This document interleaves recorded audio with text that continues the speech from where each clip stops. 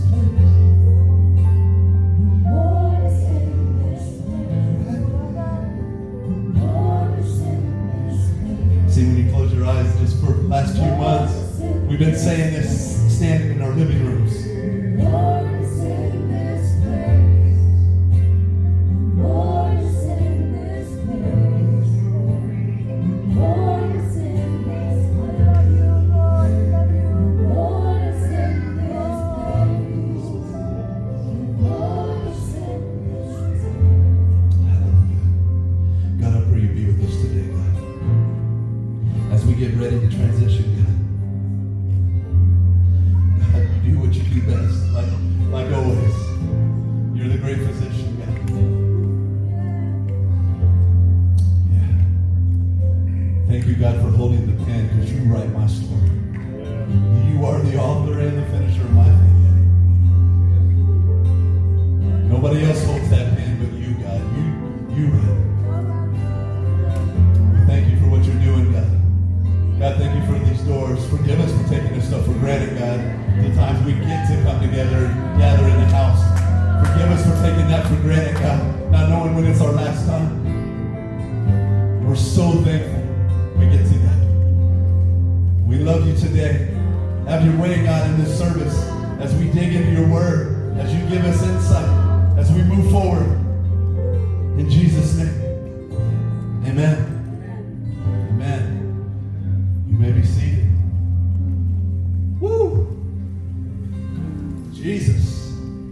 Man, welcome home. Welcome home. Wow. Miss Rose, you better stop. You better be glad it's social distancing. I'll come at you. I love you. I'm glad you're in town. Yes. I'm glad. I better sit up. Oh, you know the hardest thing that's been? Us two sitting down and preaching. That's hard. Not happen today. Woo, Jesus. You know what's amazing? Is that, you know, how God still moves. How the church never shut down. Like you represent the church. And we would see people take pictures and post them. And we would see all this stuff take place in the homes. People worshiping. And all kinds of stuff going on like that. And it's amazing to see. And listen, the last sermon I preached in this building was stay in the middle chair. Amen. Do not let fear grip you. And I don't know where you've been sitting. I don't know if you've got over a little bit and you've had to readjust yourself back. But who knew in the end that the next service we wouldn't have? And we don't know week to week what's going on out there with what we're able to do. But as we gather, we're going to make the best of it. We're going to be intentional on how we gather. We're going to do our best. And I'm so thankful that we're able to be in here. I know it's a little different. I know it's spread out. I know there's some people, and we got to shout it out because I know you in this room right now, but there's some people watching online. Can we welcome all them? You guys in the room, all online people, because I know they're still watching. I know some can't make it. We love you. We can't wait to see you. And listen, all of you, and even online, like we've been doing, guys, check in. Just say, hey, I don't care if you take a picture with your family or something, or this whole deal, and post it on Remnant Church. Check in at Remnant Church. That doesn't end. You know what that does? It just continues to spread the gospel and let people know, look, there's a church out here that's waiting for you. We love you. We're here to serve you. And so doing that helps a lot. And so keep doing that. Remnant Church. I don't care if it's at home. We're still at home. We're home. Amen. You see what I'm saying? But we're thankful for you guys. And I want to get into this real quick. Some of you might ask and wonder a few things on some stuff. We're going to, the way this has got to go for a little while, and what's that statement say? This too shall pass. It will. And our giving, we have buckets on the corners up here on this platform, and then there's a bucket back there by Larry on the table, and then we have giving envelopes on each door and in the middle. We have pens. If you're worried about weird stuff like that, they've all been sanitized, and when you're done with them, just put them in the deal back there, and they're going to be all rewashed and all that stuff. Stuff we got to deal with right now. So we're not going to pass buckets and stuff like that, but I will encourage you this, and even next week or however long this is going to last, as you come and feel led to give, obedience is very important. And continue to give. Continue to give to build this house. We've seen, listen, I'm being real on this. We've seen more giving outside of the church than we ever have inside the church. Ever had before. We have online giving. There's all kinds of ways to give. So I want to say it like this. You're not a hindrance. You're not a bother. I don't care, even if it's during the sermon, if you want to get up and go give, you can do that. During worship, or in the back on your way out, or on your way out, either way you go, it's okay. It's not a hindrance. It's not weird. It's not awkward. What I look at it as, and it is, it's another form of worship. And so bring it to the Lord. Stay obedient. Just because we came back like, oh, nobody did offering, so I ain't going to give. Stay obedient. We get to do that. We get to do those things. And as you come in, listen, thank you for your heart and build this house. The stuff you guys have been giving, don't stop giving. Keep giving. God's still doing great things. If you haven't got this, we've painted all down the hallways.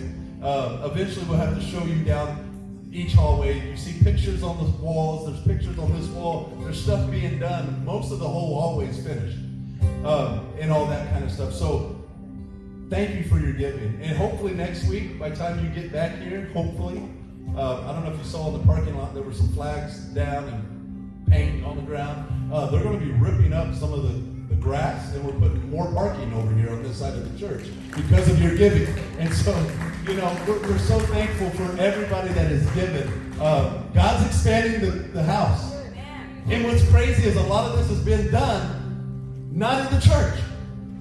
Not saying with the church people, but with the doors closed. The church is still rising up. The church is still giving. The church is still mobile. The church is still moving. And so, feel free to do those things. Continue to give. It's all good. It's just our act of worship. So thank you from the bottom of my heart. As we continue to give, we're going to see more and more things happen. I could be here forever, and we might make a service of just videos and pictures and testimonies of what happened in the last 3 months here at this church. What happened with that parking lot and all the people we have reached. And it just, listen, we know a lot more people wanted to be here just because of the whole social distancing and the stuff we were able to do. But even though that you weren't here, you were here. Your giving was here. Everything you've done, your prayers were here. We've seen transformation. We've seen salvation in that parking lot. We've seen people set free in that parking lot. We've seen it all in that parking lot. Just bawling and crying and thankful. So we're thankful and we're excited about what God is doing. So we love you today. And isn't this crazy? We're talking to people. It's amazing. No, for real, you don't understand. We had like 4 or 5 cameras set up at different angles and different things, and we've given it all. What you saw it online. We just give it all because, listen, we're just hoping that just one person is going to make an encounter with Christ. If we affect one person and the life be changed. But what is amazing is when the whole house comes together and you hear one roaring voice that the Lord is in this place. Are you kidding me? That's amazing. I love it. I love it. Woo! Next week, Father's Day. So that's going to be fun. Come, bring your dad. We're going to have a good time. We're going to figure some things out because this is just what it is with the social distancing thing. So we're excited about that. Be a part of that. And it's going to be just what it is. It's fun. We're excited to honor dads and to be a part of their lives. So listen guys, we've done our absolute best, what we think we can do with hand sanitizers. And I don't know if you've seen it by the coffee deal where they have the little square or the circles everywhere. We've had all of those things everywhere. Don't feel afraid to use all of that. Be smart. Please stand apart. But that is all the way down the hallway to the kids check-in. And if you don't have kids, listen, we have kids using hula hoops today just to kind of make that social distancing kind of effective back there. They're having a good time, and we know that the young ones are in the room with us. Again, this too shall pass. We will be doing that, as we gradually change into different phases. But listen, I'll just say it right now, from the top right here. These kids are no hindrance in this building. I don't care if they're full of kids in this room. It doesn't matter. We're here to lift up God. This is a house. This isn't an apartment. This is a house with many rooms. And so we're thankful they're in here. They got their own little seats and doing different We've things. also made all those little busy boxes for the families. So if you did receive those, we're glad that they're using them and having them. She's using it. Look, she's driving. This used to be a go-kart track, so she's already driving. But we're glad that you guys have them. They're there for you guys to use, and every kid should have got a snack. And it's just good to be able to see the families come together and be able to be in here and know that you're welcome. One thing that we do ask about those busy boxes is that you keep your crowns and you keep your paper, but the rest of it just drop off at that same station and we'll sanitize it all and have it ready for the next We week. got like buckets to wash and sanitize and do all those things. So thank you guys. We're going to get into the Word. We're going to get right into this. I hope you've been able to connect with us online these last, few months. We've been talking about, and if you're new, listen, you might have walked in here and like, what the heck's going on with some mountains? Why you guys got mountains up here? It's crazy. There's this one guy, he's weird, but watch your mouth. There's mountains that need to be moved out of our lives. And listen, we've been doing this series, but before I get into that, I wanted to show you something. Anybody else have quarantine problems? Just going crazy, freaking out, too connected to the kids, trying to be teachers for the first time, dean, all the bad stuff. Let me show you a quarantine problem we had.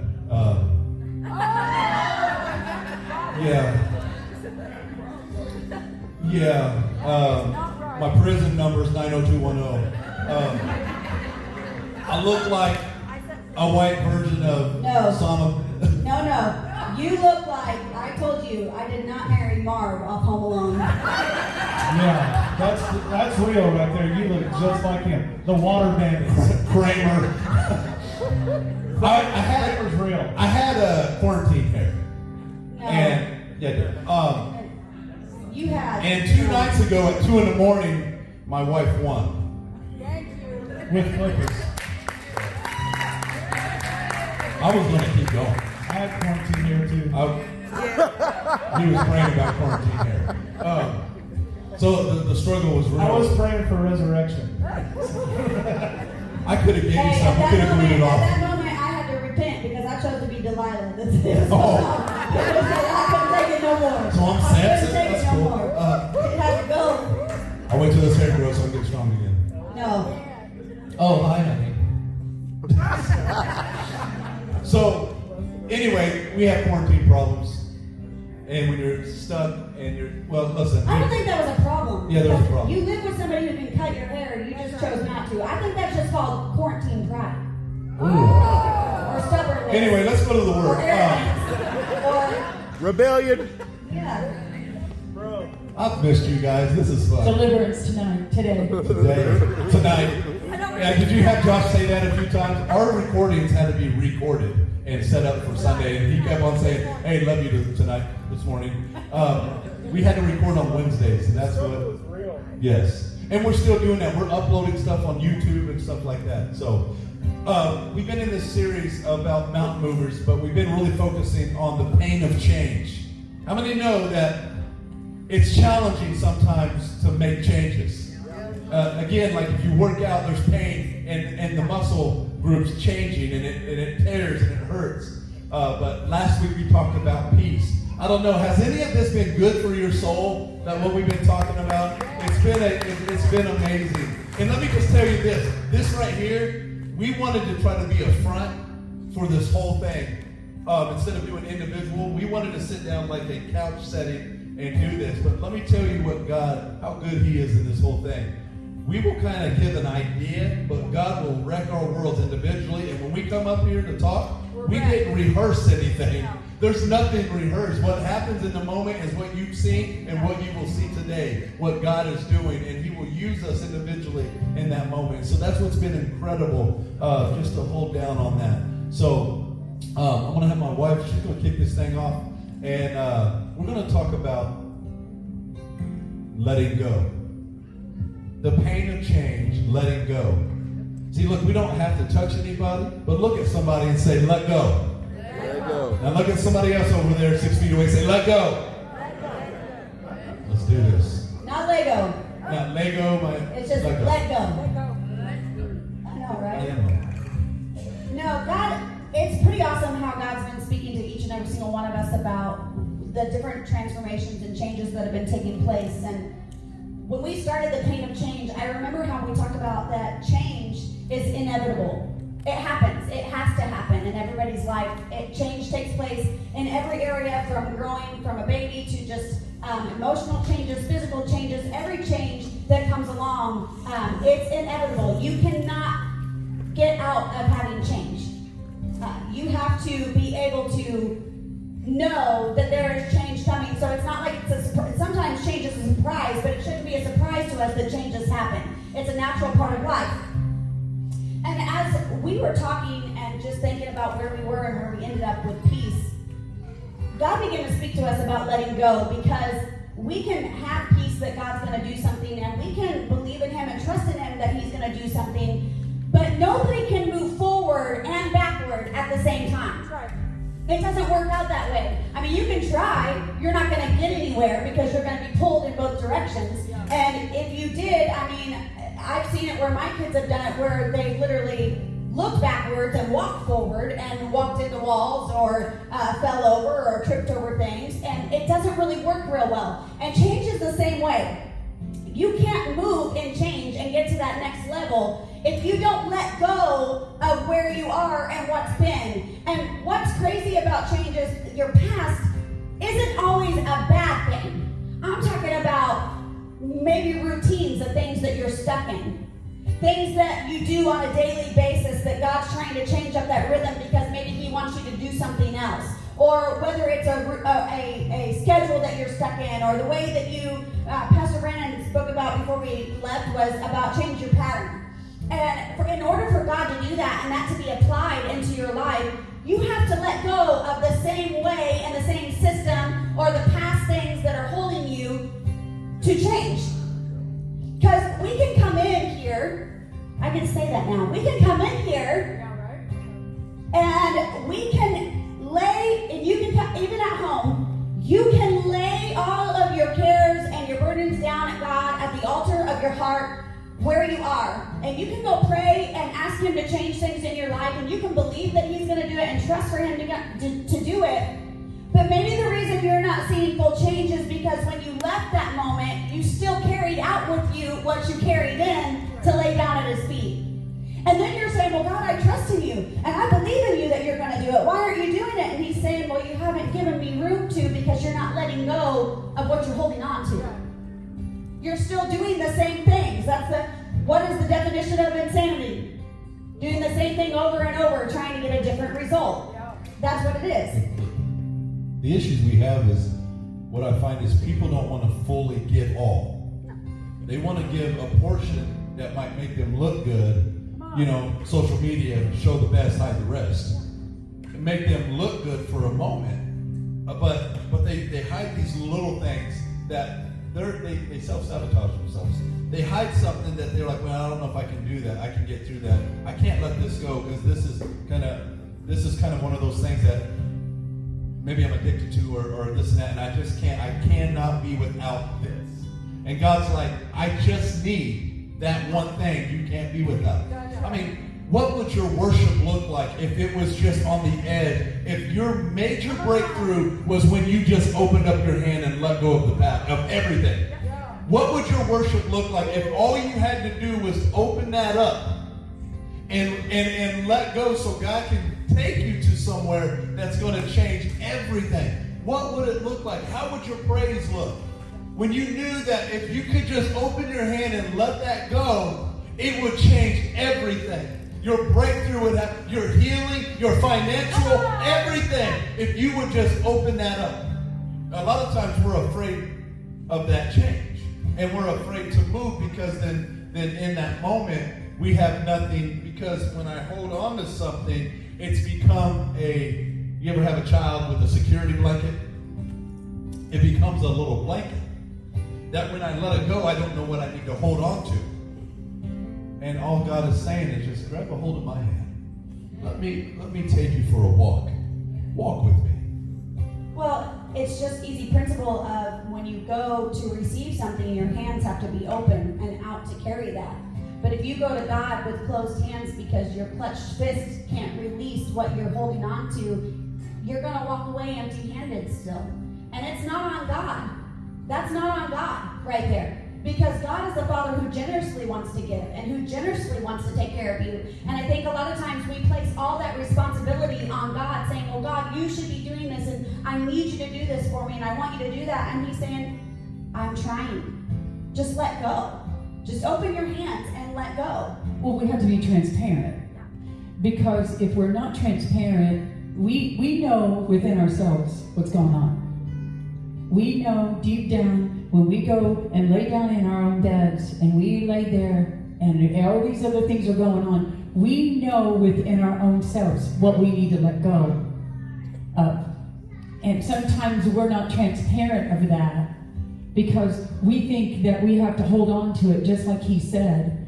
And that's going to be the key today, is being transparent with yourself. That you search within yourself today. I think I'm reminded of a woman in the Bible that literally went through some things that she had to realize that she needed to let go in order for God to really do something in her life. And her name's Hannah.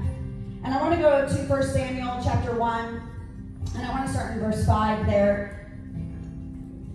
And it says, but to Hannah, see, Hannah, let's go back just for a second before I read this scripture. So what happens is Hannah is married to a man named Elkanah. And Elkanah had another wife named Peninnah. And Peninnah was able to bear children. And every year they would go to the temple to give sacrifices to the Lord and to worship there. And every year when they would go up, year after year, what would happen is, as they're giving sacrifices, Peninnah would torment and torture Hannah because the Lord had closed her womb and she was able to bear no children. And all she desired was a child. That's all she wanted. And so what would happen as they were given the sacrifices, and after that was done, Elkanah would give a portion to Peninnah and her children, but he would give Hannah a double portion. Because he loved her more than anything. He loved her, this is rare, you guys, even back in that time, because they married mostly so that heritage and lineage could be carried on. And if you were not able to reproduce, you were kind of shunned. But Elkanah was a different kind of man. He loved Hannah. He loved Hannah even more than he loved Peninnah. Even though she couldn't bear him any sons or any children, he loved her.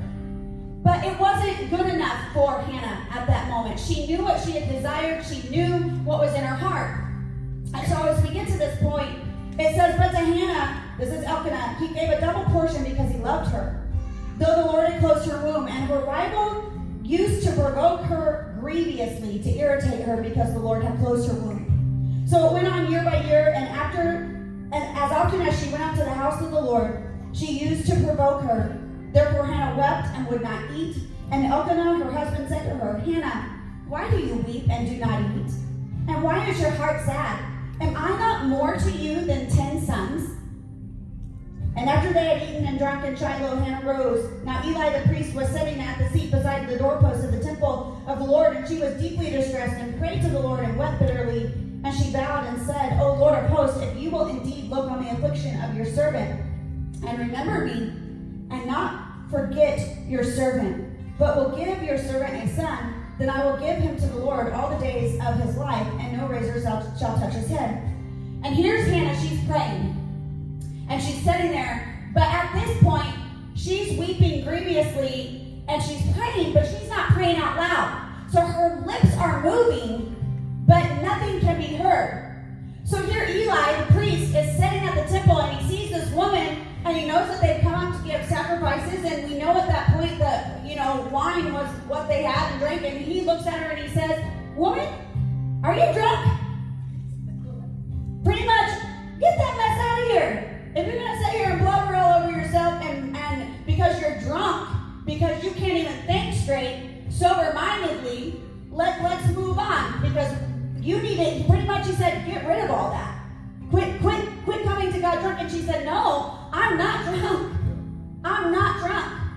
I'm just grieved in the depths of my soul for the changes that I am not seeing take place. I believe in God and I trust in him to do it. Otherwise, I wouldn't keep coming year after year begging for something to happen. But I'm not seeing it happen. I'm not seeing any changes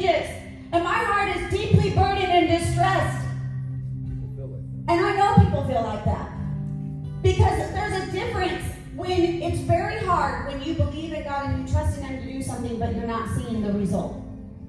That's a difficult place to be. It's tough. Because what happens is then our mind begins to play tricks on us, and the mind of the enemy begins to speak to us. And guess what? The enemy will always provoke your inability to change. Every time. He will always provoke it, whether it's in your control or not. And one thing I've learned about change is most of the time when change comes, it shows us how much we are not in control.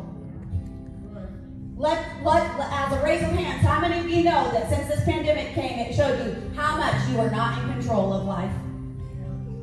And that's okay, because guess what?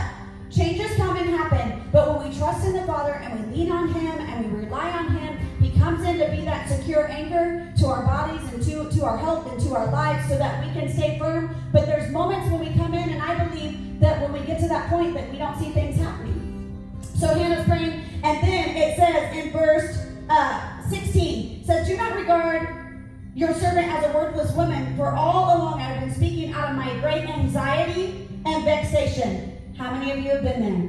Speaking out of your anxiety and your vexation. Your soul feels perplexed and it just feels conflicted. And then Eli answered, "Go in peace, and the God of Israel grant your petition that you have made to him." And she said, "Let your servant find favor in your eyes." Then the woman went her way and ate, and her face was no longer sad. They rose early in the morning and worshipped before the Lord. Then they went back to their house in Ramah, and Elkanah knew Hannah his wife, and the Lord remembered her. And in due time Hannah conceived and bore a son, and she called his name Samuel, for she said, "I have asked for him from the And what is powerful about the story, number one, the Eli didn't ask her what she was praying for. He didn't know what she was praying for. And in the end, if you keep reading on into the story, when she goes back and rededicates Samuel to the house of the Lord, she has to remind him, "I'm the woman. This is what I prayed for. This is what I asked for." But the point right here that hits me the most, when you go back to verse 17, he says, "Go in peace, and the God of Israel grant your petition that you have made to him." At that very moment, right after he said that to her, Hannah decided in her mind that this was the year, this was the day that she was leaving that right there on the altar, and she was letting go. And she got up, she wiped her face, she got herself together, she went and ate and went on to business, and her day, like it should have been a long time ago, she chose at that moment to silence the mouth of the enemy. She chose at that moment to take her hand, because I believe at that very moment, Hannah, in her very depths of her soul, realized, "I cannot control this situation. I don't have the control." And I think because of that and her ability to let go, it wasn't until she let go that change took place. You want to see something happen? Let go. Open your hands and come to God with open hands. Let go. Quit holding so tight with clenched fists and knuckles that are bare white because you are so afraid of what's going to happen. Let go. He's not afraid that you're speaking to him out of your anxiety. He's not afraid that you're speaking to him out of your stress. What he wants for you to do is take it and go, "But here it is." And let go. Walk away. I think also you're either going to be a Hannah or you're going to be a Peninnah. You're either going to torment somebody or you're going to stand and go to the altar. And let me say this. I did a little study on it, and Peninnah tormented her every day after day, not just one time a day. And when I did a study on it, it said that she would even, when she would come back with her children, she would say, "Are you going to get your children dressed?" Asking Hannah that, when they knew that Hannah didn't have any children. I'm talking about a torment. And she was tormenting Hannah the whole time. You ever had anything tormenting you every day, and it's crawling up on your ear, and it's saying this and saying that, and God says in his word, don't look to the left or to the right? But you could be a Peninnah. You could be the one that's tormenting something, or you're going to seek the face of God and keep standing there no matter what's going on. And no matter what's going on, even in the earth right now, even in the world right now, there's a lot going on, guys. There's a lot of torment going on, but are you going to keep on walking up into the sanctuary, walking up to the altar of your heart, and keep standing there where God wants you to stand? There's power in letting go. No, there's power in it. And some of you are so tormented. You're either a Peninnah or you're a Hannah. And I looked up the scripture, Isaiah 43, 18 and 19, we know the scripture. But I looked up in the Passion, because I'm loving this, Pastor Joshua. Stop dwelling on the past. Don't even remember these former things. Don't even remember these former things. What? I'm doing something brand new.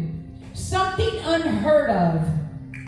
Even now it's sprouting up and it grows. And it matures. I'm speaking to you. I'm speaking the word of God to you. Even now, it's sprouting up and it's maturing. Are you going to receive that or not? Because the word doesn't go void. It's going to accomplish what it's sent to do right now. Even now, it's sprouting up and it's maturing. Do you not perceive it? Do you not see it?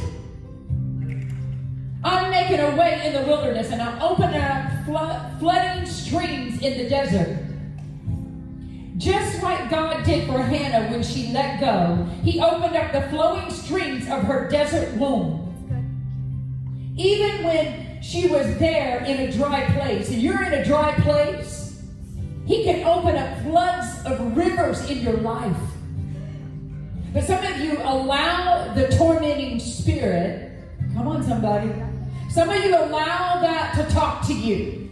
And then you all of a sudden start receiving all the torment, all the things. Well, I don't care if it's in your past that you remember.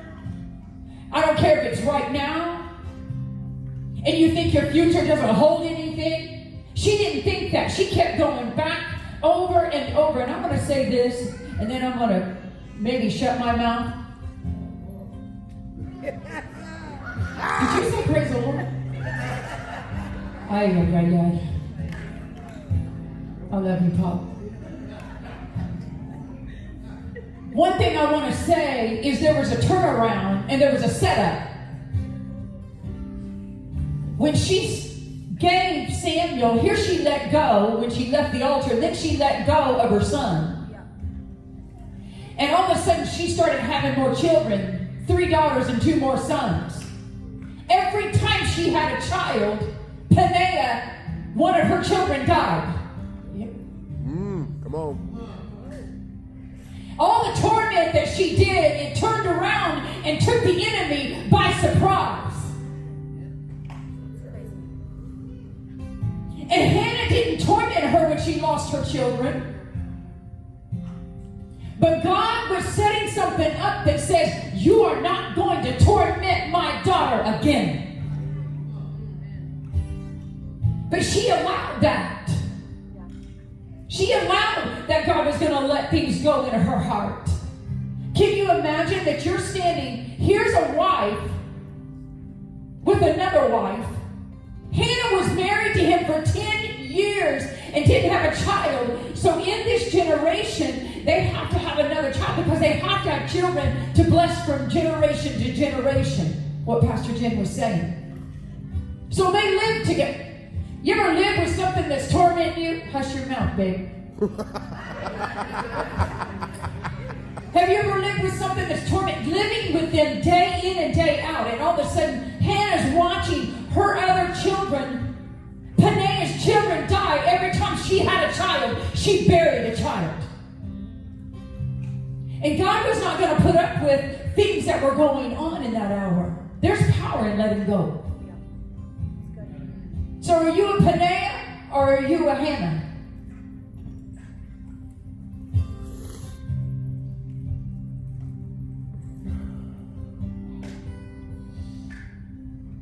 Guess it's my turn. All right, cool. I was thinking about something when you were talking about Peninnah driving her crazy. Something Jensen Franklin said years ago, that principalities use personalities. That's right. And if we're not careful, we can become the personality the enemy uses instead of the Spirit of God using us to help people get through. So stop being a principality.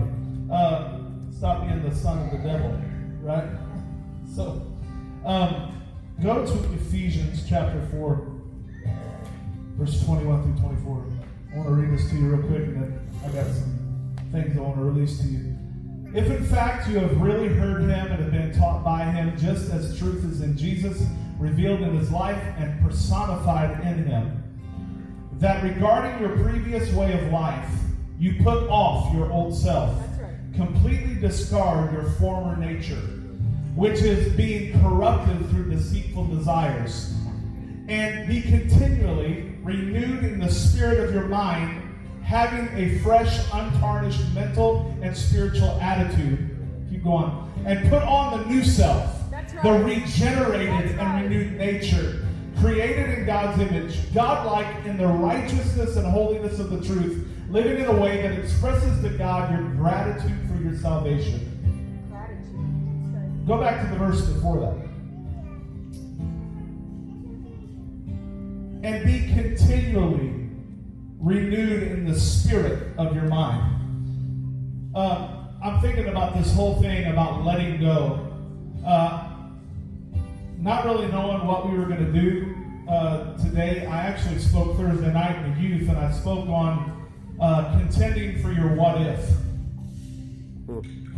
And for me, I'm sitting here thinking about Hannah, and I'm like, man, she was probably tormented. She was barren, and I think for me, it's sometimes your what if moments can cause you to be barren. That's right. So for me, I got pretty raw Thursday night, and I said, listen, here's the thing. I have a lot of what ifs in my life that I could sit up here right now and I could be trapped in my what if moments. What if I would have gone to school when I was younger and not having to do it at 47 years old? What if I would have ate right and lifted my whole time up until I was 47? I would be healthier. I would have all this going on. What if I wouldn't have ran from God and I would have served God all the days of my life? What if, what if, what if? And what the enemy does is he uses those what if moments to keep you trapped in a place where you never climb to the next dimension. If he can keep you trapped where you are, then you're not going to bother him. You're not going to be the one that torments him, because he's got you right where he wants you. He's got you in a place where you'll never be effective in the earth, where you'll never be effective and destroying the works of the enemy. He's got you trapped right where he wants you. And see, for Hannah, she kept going back and going back and going back. Sometimes in order for you to defeat the what if, you've got to keep going back and going back and going back. So that every morning, every day, you become renewed in the spirit of your mind. See, you think Sunday is for the renewing, but really it's every day for the renewing. I was listening to John Kilpatrick the other day, and he said, people get so stuck where they're at that they live off an encounter they had 10 years ago. They live off an encounter that maybe they had a month or two ago. But what we need to wake up to the reality is that there's an encounter hanging over you when you wake up every morning. And if you'll just get in the presence of God, if you'll just take that moment to be with him, you will change every single day. There's a lie that was told to me years ago. I was thinking about this all week. There was a lie told to me years ago by multiple pastors that you cannot live in the glory realm all the days of your life. And I'm talking about in the glory of God. That you cannot live in that place because your body cannot handle it. Well, I'm going to speak something to you real quick. I have to live in the glory realm every day of my life, so that my mind stays renewed and recycled in the presence of God every day. And I think that's where Hannah got. Hannah got to a place where she got tired of hearing the torment, and she's like, the only place I know to go is the presence. So I'm going to keep going to the presence because my mind's going to be renewed. And I'm not going to listen to the tormenting spirit anymore. And what it's going to... Hey, I'm about to stand up. What it's going to do... I got to. What it's going to do is it's going to cause you that dream that was dying, that thing that was barren. It's going to cause life to come in it, and it's going to cause you to stand up instead of sit down in it. It's going to cause you to rise instead of fall in it. You might be sitting right now barren, but I'm here to tell you it's in the glory, it's in the presence, it's in the temple where He's at waiting for you to abide and live. My God. It's because you open the womb of your soul when you let go of the past. You open the womb of your soul when you let go of the past, of things that are holding you, of your routines, of the things that are going on. If you want to be alive and have the living God live in you and breathe forth and bring forth fresh life, your soul has to be open. The womb of your soul has to be willing to receive the seed of His presence. And until you're ready to do that, you're going to be closed off and barren to what He desires.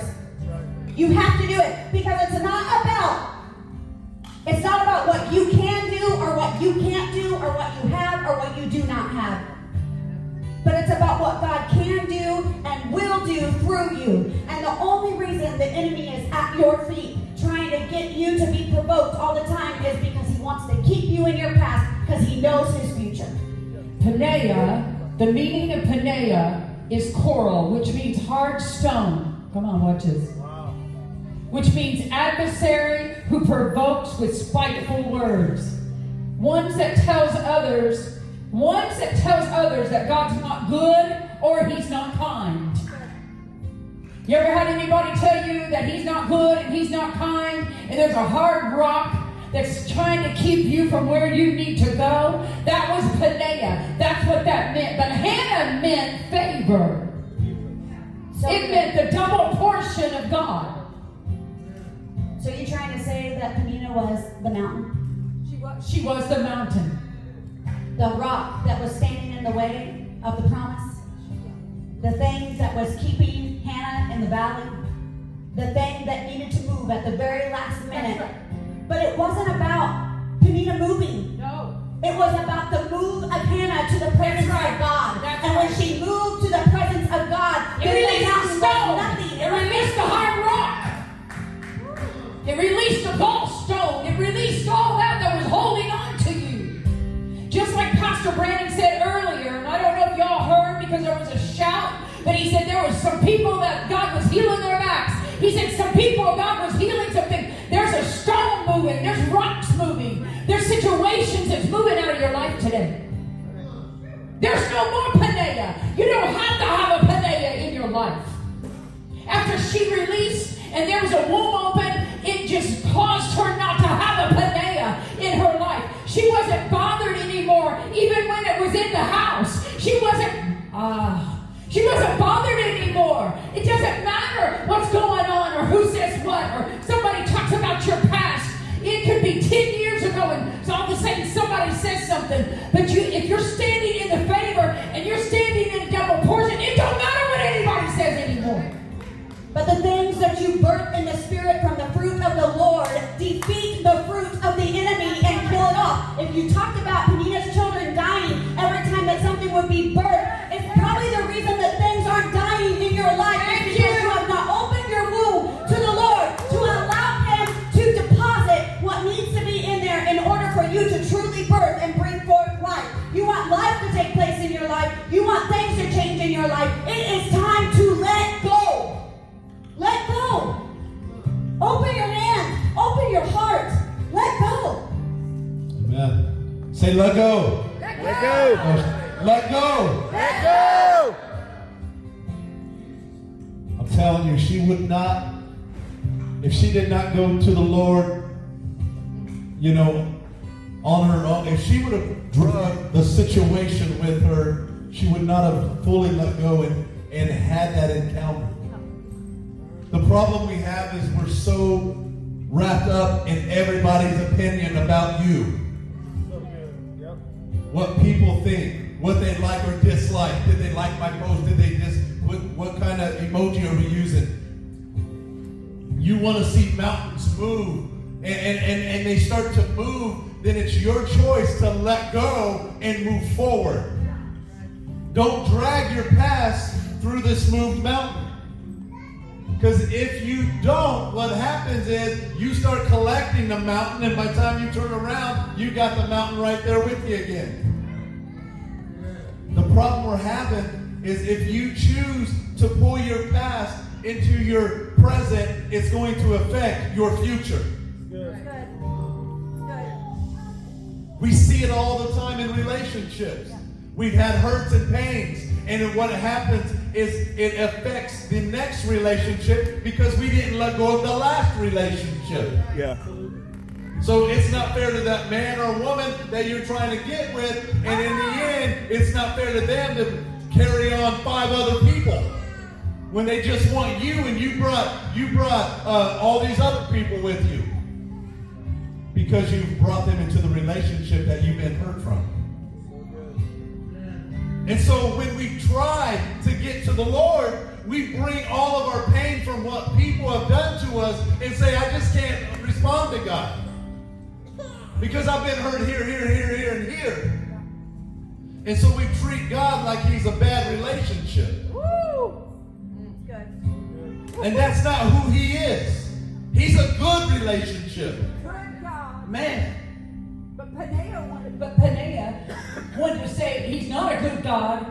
He's not kind. And she kept saying Has anybody ever had like a Panea in their life that was always just getting at you? Oh, for real. What if the Panea is your mind? That's right. What if it's not anybody, No. but it's your own mind? Yeah. The own things that you're battling right here. It may not be anything that anybody's done, may not be anything that anybody said, but your own thoughts that you battle with every day. I was telling the students this. Welcome to the living room. I was telling the students this, that for me, the Lord spoke to me a couple weeks ago, and I just began to ponder all the stuff that I've said. What if?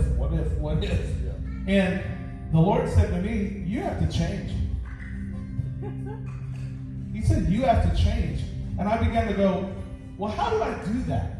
How do I not live in a realm where I'm constantly reminded of my failures? Anybody feel that? How do you live in a place where you're not constantly reminded of your failures? And it's, some of you are going, well, stop listening to the enemy. I'm not listening to the enemy. I'm listening to myself. That's right. Because I'm constantly reminding myself of what I haven't done. And the Lord said, man, oh man. The Lord said, the key to getting rid of it, of your past, is repentance. It's metanoia. That's what he said to me. You have to metanoia. Means to repent. Means to have a change of mind. It means to change the way you think. See, we've always thought that repentance was coming to the altar, kneeling down, saying, I'm sorry, and doing a 360 and walking out, but a 360 brings you right back to where you started. So he says, come to the altar, don't do a 360, just change the way you think. If you can get that fixed, then you won't sit around wondering what if anymore. See, your what ifs keep you from the now. My what ifs can every morning keep me from the new mercy if I'm not careful, because I'm still living back here trying to figure out what I messed up in. So when I begin to repent and I say, God, forgive me of my thinking. See, I think repentance is repenting of the way I've always thought. And causing me to live different and change and think different. And when I begin to think different, I'm not thinking of the world anymore, I'm thinking of the kingdom. That's right. My mentality changes from the self to the kingdom. That's what really needs to change in each and every one of us. The way we think. I got to stop thinking of my flesh, and I got to start thinking of the kingdom. When I start thinking of the kingdom, then I live in a place of the now, in the moments, the waters and the rivers in the desert, right? Well, like the what ifs can be about the past, or it can be about the future. We can get so caught up in the what ifs of things that haven't happened yet that we won't even be used by God because we're so afraid to be used by God. Because what if I fail? What if somebody don't accept me? What if I get this? What if this happens? I mean, let's be real about it. With this COVID thing going on, and it's been going on, how many people got into the what if? You see what I'm saying? And how many people slid over? Because when you start what if, then you're over into this fear chair. You start sliding over. And you've got to renew your mind daily, pull down every stronghold, renew that mind. And you have to let go, because a lot of times when we do that, it's because we can't ever add up to something, and something has always happened. I'm telling you, when you let go, and it's that old saying, let go and let God. It's kind of the truth. Just let go. You know what I mean? You have to literally let go of it. If we're trying to get somewhere and we're holding on, somebody's got to let go. I need to get going into this. And what happens is that we drag all of our baggage that we don't have to drag. You get emotionally exhausted, anxiety, all this stuff starts piling up, and you're just still dragging stuff, and you're like, I want peace, I want joy, I want to have all these things. But you can say, and it can start affecting you, and you can start having those things. But I'm telling you, the moment you keep walking and trying to get to where God's trying to take you, you're going to lose your peace. You're going to lose your joy. Why? Because you keep dragging something you won't let go of. And then you lose your strength, and your strength's found in the Lord. And when you don't, Mom, here's the thing. When you don't, what happens is you start to use your own strength, and you start pulling hard because you want your way, because you have control.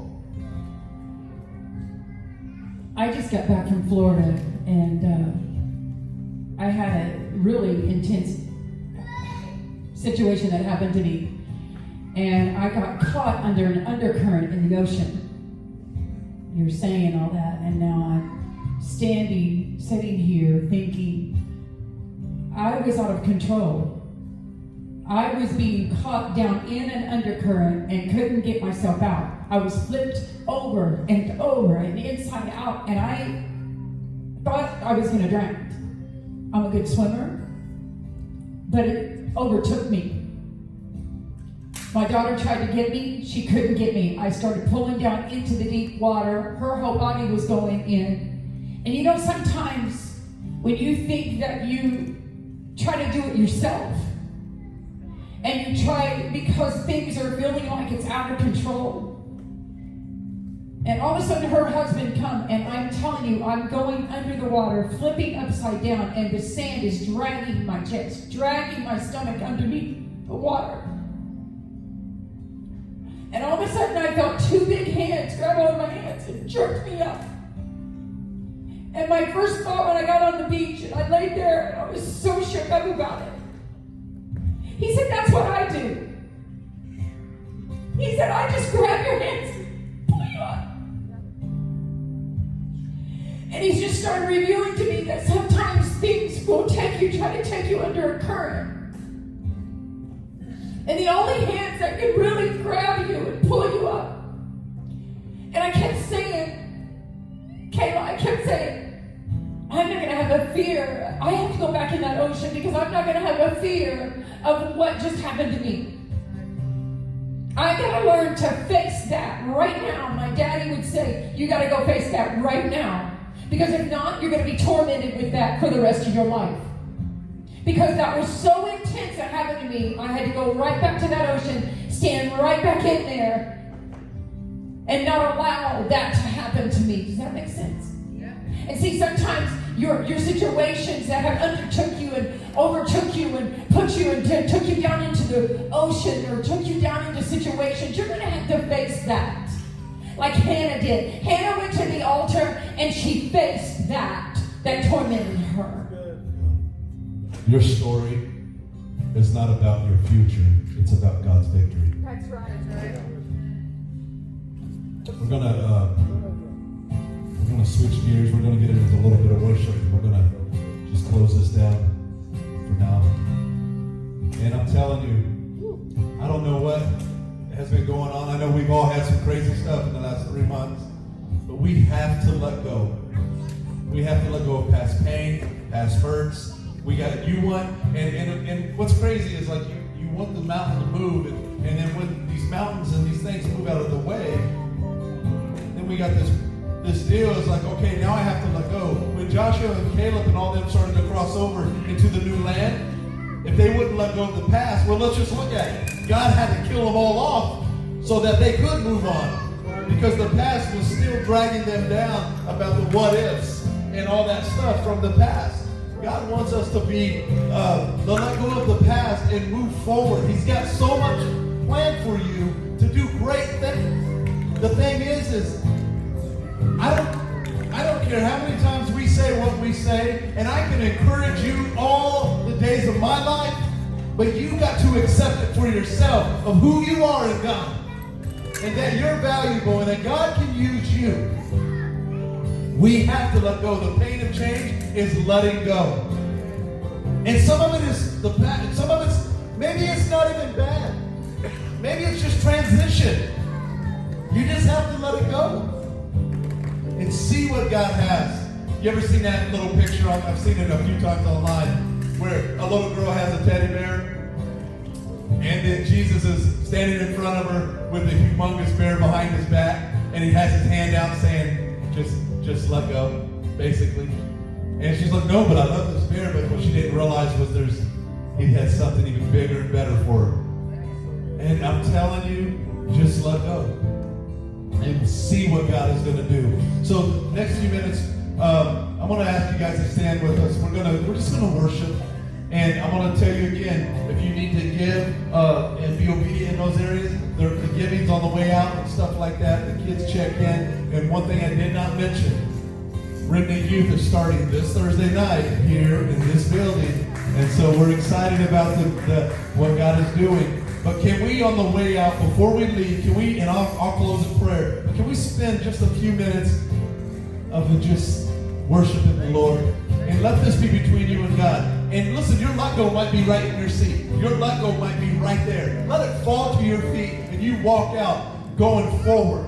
Loving all, serving all, and what God has in store. No more of the past, no more of the pain, no more of all that stuff. Because when we move forward, we move forward. We don't have time to look back. We've seen stories in the Bible when somebody looked back. They turned into some salt. The point is just don't look back. If he's got some place where you go forward, you run faster when you keep looking forward.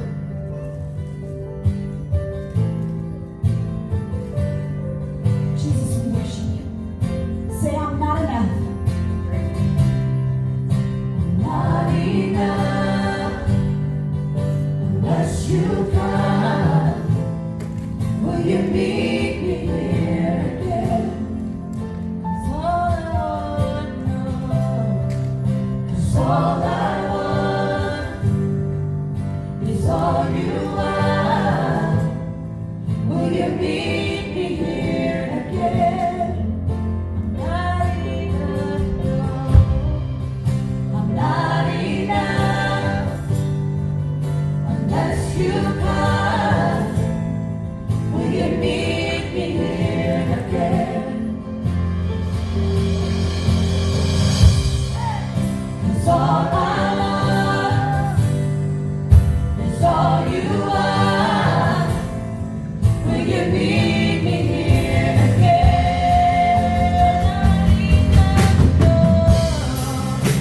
Not enough unless you come. Will you meet me here again? All I want to know is all I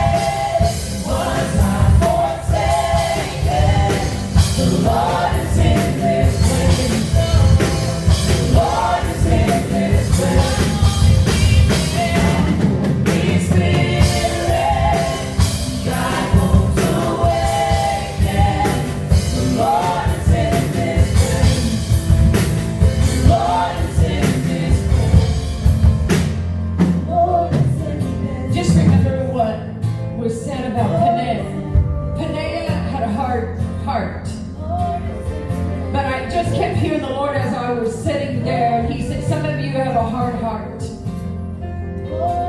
He said He wants to change that heart to a heart of flesh.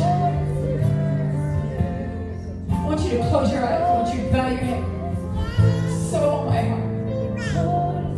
You know, sometimes we have to come back to the Lord.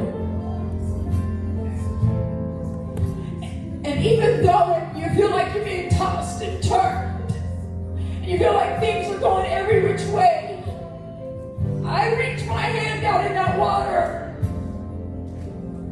I reached my hand out in that circumstance. And I kept hearing the Lord as I was sitting there. And He said, if they'll just reach their hand out, I have my hand to them. If they'll just reach their hand out. So I'm going to ask this question. If you need to reach your hand out, and you need to come back to the Lord, I want you to raise your hand. Come on. I know it's in here. Thank you, thank you, thank you. You know what? He wants to change that hard heart to a heart of flesh. And I want you to repeat this after me. Jesus, forgive me of all my sins. Truly come back into my heart. Rescue me from all the things. Change my heart of hearts that is hard to a heart of flesh today. The Lord says that there's going to be a sprouting and there's going to be a springing forth. Do you not perceive what I'm doing? Do not dwell on the past and things of long ago. Look what I'm doing for you right now. Do you not perceive? I'm making a river in your desert today. Lord is in this place. Listen, we all need Jesus daily. We're going to lift Him up. One more time. We need Him daily. I'm telling you, if this was the last moment we get to worship together, let's give Him all we got in this last moment. We need Him. When we have to let go, listen, when we were on 13th Street, we had to let go of the past and the way we thought we knew church before we could step foot into this building. New roads, new rivers, going, and God's wanting to do it again. He's wanting to make new paths and do something incredible. Let's lift Him up. Last time.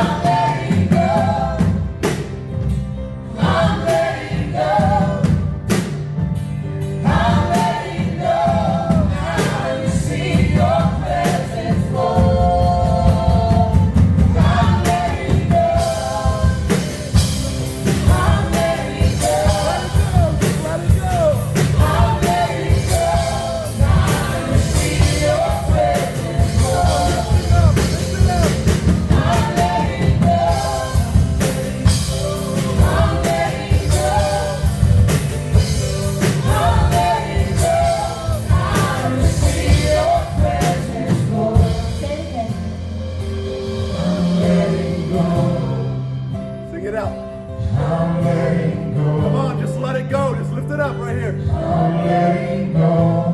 I receive. lift it up. I'm letting go. Come on, it's falling off. It's falling off right where we are. I'm letting go. I see your presence, Lord. I'm letting go. I'm letting go.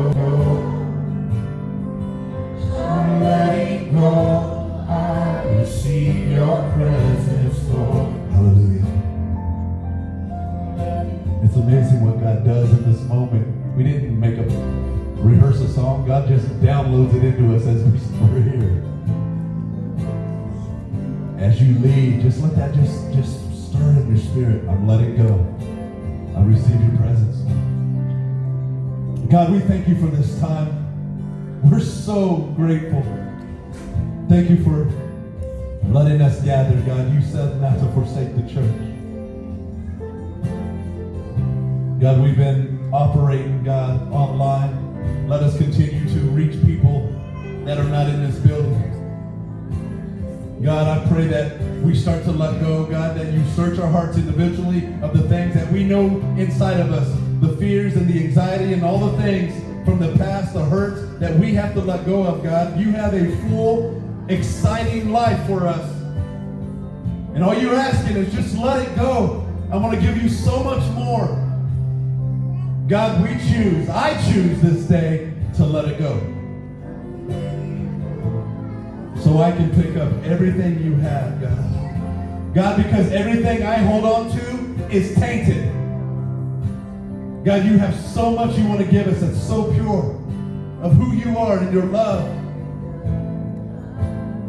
God, I pray you touch the people, God, as they go their separate ways. Keep them safe. Give them dreams. Give them visions, God. Give them opportunities to share your love with everybody. We love you, God. Until we meet again. Amen. We're going to continue to worship. You're free to go. They're going to have checkout. Share the messages that we have. Share it with people. We love you today. God is so good. It was so amazing to see you. We can't wait to gather next week, Father's Day. There'll be a giving kiosk back there and all these up here. We love you.